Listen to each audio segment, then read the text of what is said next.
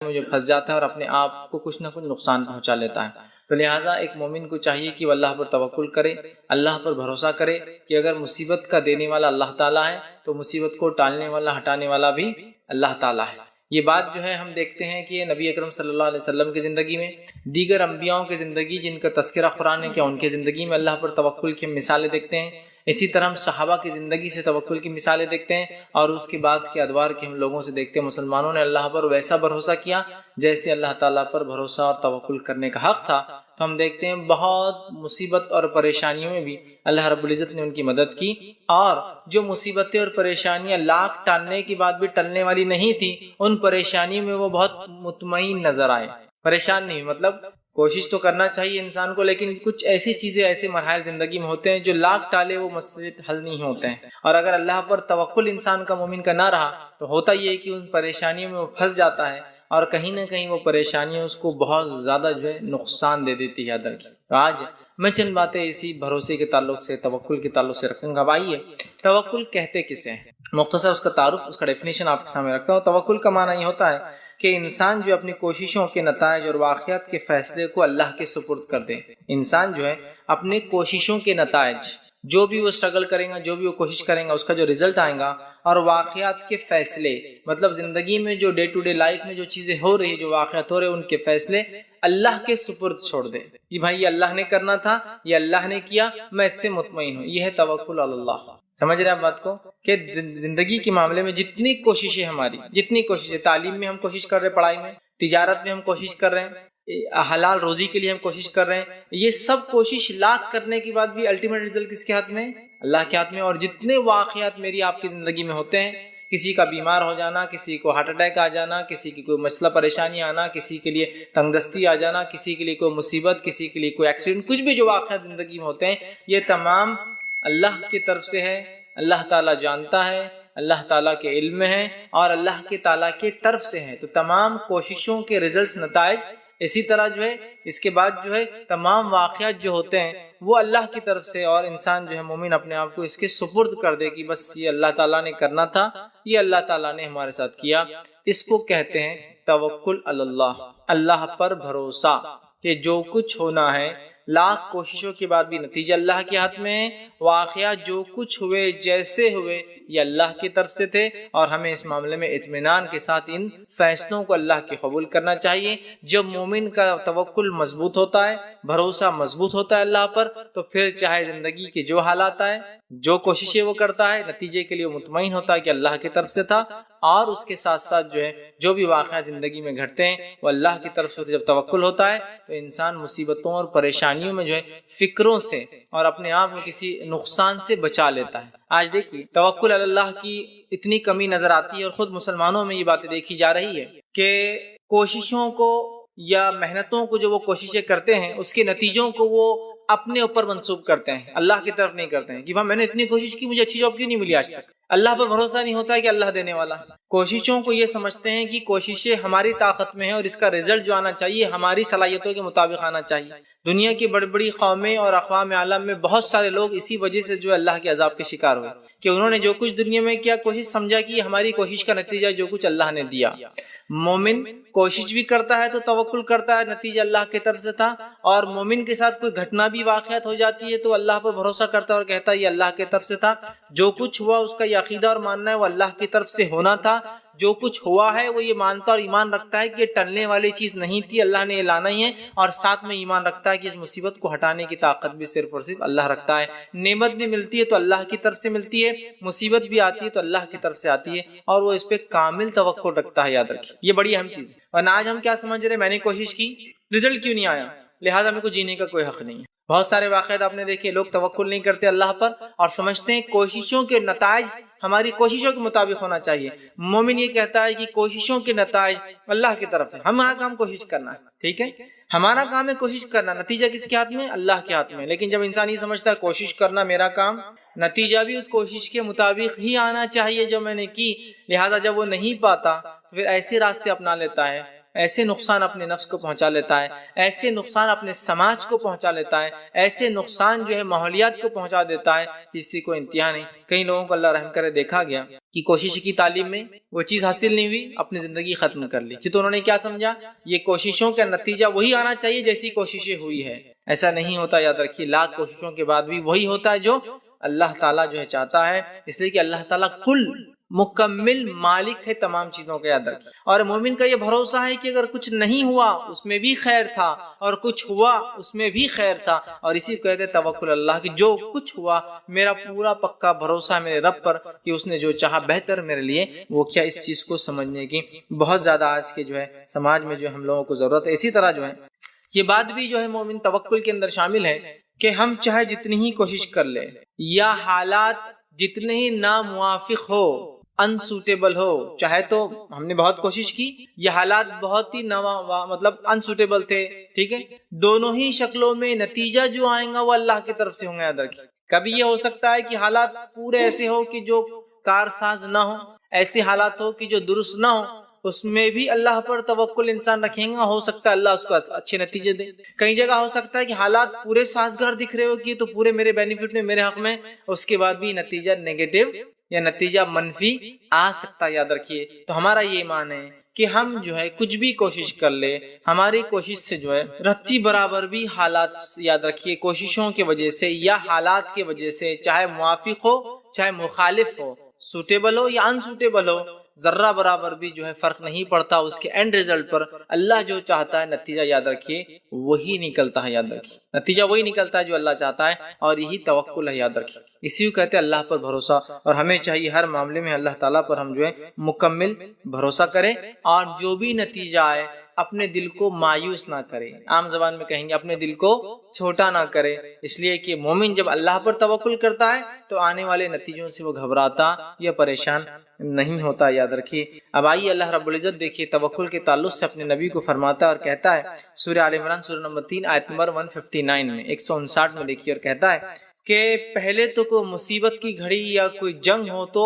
مشورہ لے لو، اے نبی، جب مشورہ لے لو، کوئی نتیجے پہ آ جاؤ تو پھر اللہ پر مضبوط بھروسہ کر لو اور پھر اس نتیجے پر جم جاؤ، ٹھیک۔ اور جو بھی نتیجہ نکلے، مطلب مشورے کے بعد جو طے ہو وہ کر لو، اس کرنے کے بعد جو بھی نتیجہ نکلے بس تم اللہ پر بھروسہ کرو۔ اور یہ بڑی اہم چیز ہے، یاد رکھیے۔ اپنے زندگی میں ایسے کئی معاملات ہمارے آتے ہیں جہاں ہم مشورہ لیتے ہیں لیکن اس کے بعد وہ توکل نہیں ہوتا اور پھر ڈگمگ معاملہ چلتا ہے۔ تو آئیے اللہ رب العزت دیکھیے اپنے نبی کو کیا فرماتا ہے، آیت یوں ہے، وَشَاوِرْهُمْ فِي أَمْرِي فَإِذَا عَزَمْتَ فَتَوَكَّلْ عَلَى اللَّهِ۔ اے نبی، صحابہ سے مشاورت کر لیجئے، مشورہ لیجئے، بات چیت، مشورہ بڑی اہم چیز، مشاورت کیجئے، مشورہ لیجئے۔ اور جب آپ صحابہ سے مشورہ لے، حالانکہ نبی تک تو وہی آتی تھی، پھر مشورے کی کیا ضرورت نبی کو؟ یہ ہم کو تعلیم دی جا رہی ہے کہ نبی کے جانے کے بعد جب تم کوئی کام کرو تو مشورے سے کر لو، مشورے کی بڑی اہمیت ہے۔ تو صحابہ کو نبی ٹریننگ دے رہے ہیں، تو اللہ کہہ رہا ہے وَشَاوِرْهُمْ فِي أَمْرِي، کسی حکم میں، کسی جنگ کے لیے، کسی مصیبت کے حل کے لیے جائے نبی مشورہ لو، فَإِذَا عَزَمْتَ فَتَوَكَّلْ عَلَى اللَّهِ، اور جب مشورے کا کوئی نتیجہ نکل جائے تو کیا کرو؟ خوب مضبوطی سے جم جاؤ اس پر، فتوکل اللہ، اور اللہ پر بھی بھروسہ رکھو۔ تو دیکھیے یہ آیت تو کسی خاص گھڑی کسی جنگ کے لیے آ رہی ہے، لیکن اس اصول کو اپنی زندگی میں لاگو کر لیں کہ جب ہم نے بہت سی بار ہوتا ہے ہم چیزوں سے مشورہ لیتے ہیں، لوگوں سے مشورہ لیتے ہیں، مشورہ لینے کے بعد عمل نہیں کرتے، لیکن پھر ڈگمگ، لوگ جمع ہوئے، مشورہ لیا گیا، مشورے کے بعد پھر آپ ڈگمگ ہو رہے ہیں، نہیں، مشورہ لینے کے بعد ہمیں جمنے کا حکم دیا گیا۔ دیکھ کیا کہا، وَشَاوِرْهُمْ فِي أَمْرِي، اے نبی ان سے جو ہے مشاورت کرو، مشورہ لو، فَإِذَا عَزَمْتَ، اور جب کوئی نتیجے پہ آ جاؤ، فَإِذَا عَزَمْتَ فَتَوَكَّلْ عَلَى اللَّهِ، تو پھر مضبوطی کے ساتھ جم کر اس پہ جو ہے اللہ پر بھروسہ کرو، علی اللہ۔ پھر اللہ نے فرمایا توکل علی اللہ ان اللہ یحب المتوکلین، اس لیے کہ اللہ تعالیٰ اس پر بھروسہ کرنے والوں کو پسند کرتا ہے۔ ان ینصرکم اللہ فلا غالب لکم، اور اللہ جب تمہاری مدد کو آ جائے تو کون ہے جو تم پر غالب آ سکتا ہے؟ کون ہے جو تمہیں جو تکلیف پہنچا سکتا ہے؟ کون ہے جو تم پر حملہ کر سکتا ہے؟ کون ہے تم پر جو حاوی آ سکتا ہے؟ وَإِن يَخْذُلْكُمْ فَمَنْ ذَا الَّذِي يَنصُرُكُم مِّن بَعْدِهِ، اور اگر اللہ ہی تمہارے مخالف آ جائے، اللہ تمہارے ساتھ کو نقصان چاہے تو کون ہے جو تمہاری مدد کر سکتا ہے؟ کون ہے جو تمہاری ہیلپ کے لیے آ سکتا ہے؟ من بعد وَلَلَّهِ فَلْيَتَوَكَّلِ الْمُؤْمِنُونَ، اور مومنوں کو چاہیے کہ وہ اللہ پر ہی توکل کرے۔ تو اس آیت میں دیکھیے بتایا گیا کہ جب ہم کوئی کام کرے کوئی مشورہ لے لے تو اس کام کو بہت مضبوطی کے ساتھ کرے۔ ہم دنیا میں دیکھتے ہیں لوگ بہت جلدی چیزوں کو جو ہے معاملات کو چینج کرتے ہیں، اتنے اسپیڈ سے جو ہے اس کو چینج کرتے ہیں کہ آج یہ مسئلہ، کل وہ مسئلہ، پرسوں وہ مسئلہ، ترسوں، سمجھ رہے آپ؟ مشورہ لیا کہ یہ کروں، ہاں، پھر اس کے مطلب کچھ دن ہوئے نہیں، جب نہیں رہا۔ جب آپ کسی چیز کا مشورہ لے لے، کسی چیز کا معاملہ کر دے تو مضبوطی کے ساتھ جمنا یاد رکھیے اس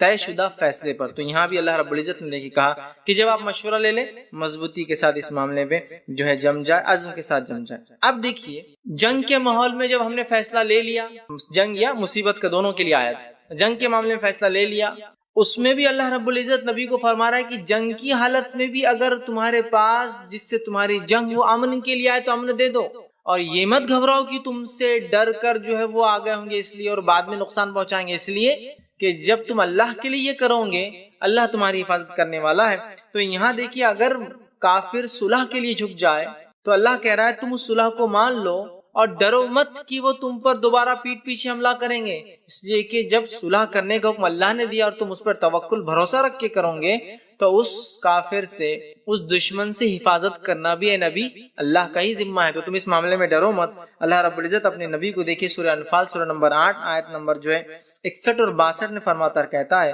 وَإِن جَنَاحُ لِلسَّلْمِ فَاجْنَحْ لَهَا، اگر وہ تمہارے پاس جنگ کی حالت میں آ کر صلح کرنا چاہے تو اے نبی آپ صلح کر لو، وَتَوَكَّلْ عَلَى اللَّهِ إِنَّهُ هُوَ السَّمِيعُ الْعَلِيمُ، اور اللہ پر توکل بھروسہ کرو، اللہ سننے والا اور جاننے والا ہے۔ اور آگے فرما رکھا اور اگر وہ تجھے دھوکہ دینا چاہے تو وہ کچھ پرواہ نہیں کہ تجھے اللہ کافی ہو جائے گا۔ مطلب دیکھیے اللہ فرما رہا ہے اگر کافر بھی جنگ کی حالت میں تم سے صلح کرنے، دشمن بھی جنگ کی حالت میں صلح کرنے آئے، صلح کر لینا چاہیے، ڈرنا نہیں چاہیے ارے یہ تو حملہ کر سکتے ہیں۔ اس حملے سے بچانا، ان کی چال بازیوں سے بچانا کس کا ذمہ ہے؟ اللہ تعالیٰ کا ذمہ ہے، یاد رکھیے۔ تو کہا اللہ رب العزت نے کہ مومنوں کو چاہیے کہ وہ اللہ پر بھروسہ رکھے اور اللہ جو ہے ان کے لیے کافی ہو جائے گا۔ اسی نے اپنی اور مسلمانوں کی نصرت سے تیری تائید کی ہے، اور نبی اللہ نے جو ہے آپ کی تائید، آپ کی مدد جو ہے مسلمانوں کے ذریعے جو ہے اور نصرت جو فتح اپنی طرف سے جو ہے مدد جو ہے آپ کو عطا فرمائی ہے۔ تو یہاں بھی دیکھیے نبی کو کہا جا رہا ہے کہ کافر جنگ میں بھی آ کر صلح کہیں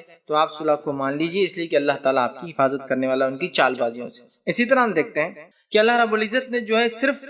جو ہے نبی اکرم صلی اللہ علیہ وسلم کو نہیں بلکہ پچھلے انبیاءوں کو بھی اور اولو العزم انبیاءوں کو بھی اسی کا حکم دیا تھا کہ وہ اللہ پر توکل کریں، وہ اللہ تعالیٰ پر جو ہے بھروسہ رکھے۔ اور کیوں نہ اللہ حکم دے؟ اس لیے کہ اللہ کی ذات وہ ہے جو ہمیشہ سے زندہ ہے اور ہمیشہ زندہ رہیں گی، اس کو موت نہیں آتی۔ تو ایسی ذات پر انسان کیوں نہ بھروسہ کرے جس کو موت نہیں آتی، جس کو نیند اور اونگ، موت تو بہت دور کی بات ہے، ہلکی سی چیز نیند اور اونگ جس کو کہتے ہیں، جس کو اونگ بھی نہیں آتی، نیند نہیں آتی، جس کو موت نہیں آتی، مسلمان کیوں نہ ان پر بھروسہ کرے۔ اور اللہ رب العزت نے اس بات کو دیکھے یوں فرمایا سورہ فرقان سورہ نمبر 25 اور آیت نمبر جو ہے 56 اور 57، 56 اور جو ہے 57 میں اللہ فرماتا ہے وَمَا أَرْسَلْنَاكَ إِلَّا مُبَشِّرًا وَنَذِيرًا، اے نبی ہم نے آپ کو جو ہے لوگوں کو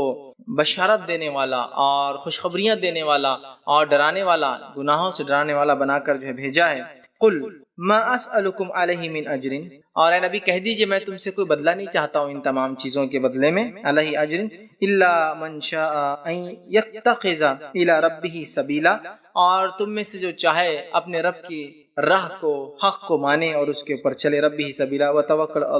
علی الحی حی الذی لا يموت، اور اے نبی آپ کو اس ذات پر بھروسہ کرنا چاہیے جو زندہ ہے اور جس کو کبھی موت نہیں آتی۔ تو ہمارا بھروسہ، مسلمانوں کا بھروسہ ایک ایسی ذات پر ہے جو زندہ ہے اور اس کو کبھی موت نہیں آتی۔ اور اللہ رب العزت نے اپنے بڑے بڑے انبیاءوں کو، اولو العزم پیغمبروں کو بھی اپنے اوپر توکل کرنے کا حکم دیا، اور نوح علیہ السلام کی خاص طور سے مثال بیان کی۔ میں اس مثال کو آپ کے سامنے رکھوں گا سورہ یونس سورہ نمبر جو ہے 10 اور آیت نمبر جو 71 میں اللہ نے فرمایا نوح علیہ السلام نے 950 سال 950 ایئرز تک اپنی قوم کو دعوت دی، قوم ایمان نہ لائی، قوم نے بلکہ نوح علیہ السلام کے خلاف چال بازیاں رچی، کوئی ایمان نہ لایا، حتیٰ کہ آپ کے جو ہے بیٹا بھی ایمان نہیں لایا، مطلب گھر کے لوگ بھی ایمان نہ لائے۔ ایک روایت کے مطابق کچھ لوگ، چند 70 یا 80 لوگ یا 90 لوگ صرف آپ پر ایمان لائے، مطلب 950 سال کی دعوت میں 950 لوگ بھی، 100 لوگ بھی جو ایمان نہیں لائے۔ اتنی کم تعداد، قلیل تعداد، کمزور لوگوں کی تعداد، چونکہ قرآن نے بیان کیا کہ نوح کے ماننے والے سارے کمزور لوگ تھے، عام طور سے غریب کمزور طبقے کے، اور مالدار لوگ مذاق اڑا رہے تھے کہ کیا ہے نوح کے ماننے والے تو چھوٹے موٹے لوگ ہیں، ہم بڑے بڑے لوگ تو مان نہیں رہے نوح کی بات، مطلب چونکہ ہم بڑے ہیں ایلیٹ ہے ہم ایک سماج کے، ہم جو کریں گے وہ سب صحیح ہے۔ اور ہر زمانے میں ہوتا ہے، مالدار لوگ سمجھتے ہیں جو ہم کر رہے ہیں وہی سب صحیح ہے، کیونکہ ہم تو نہیں مان لائے اوپر، اور غریب شریف مطلب عجیب و غریب لوگ اور جو ہے سماج میں کم درجہ رکھنے والے لوگ نوح پر ایمان لائے، اور بہت کم تعداد تھی۔ اور ظاہر سی بات ہے ایسا لگتا ہے کہ بہت سارے لوگوں نے ظاہر بھی نہیں کیا تھا نوح علیہ السلام پر کہ وہ ایمان لائے، ڈر کی وجہ سے۔ بہرحال تو نوح علیہ السلام کی مثال اللہ بیان کرتا ہے اور فرماتا ہے سورہ یونس سورہ نمبر 10 آیت نمبر 71 میں اللہ نے فرمایا وَاتْلُ عَلَيْهِمْ نَبَأَ نُوحٍ، اے نبی خبر سنا دیجئے، غائب کی خبر سنا دیجئے لوگوں کو نوح علیہ السلام کی، اذ قال لقومہ یا قومی، جب انہوں نے اپنی قوم سے کہا اے میری قوم، ان کان کبور علیکم مقامی وتذکیری بآیات اللہ فعلی اللہ توکلت فاجمعوا امرکم وشرکاءکم ثم لا یکن امرکم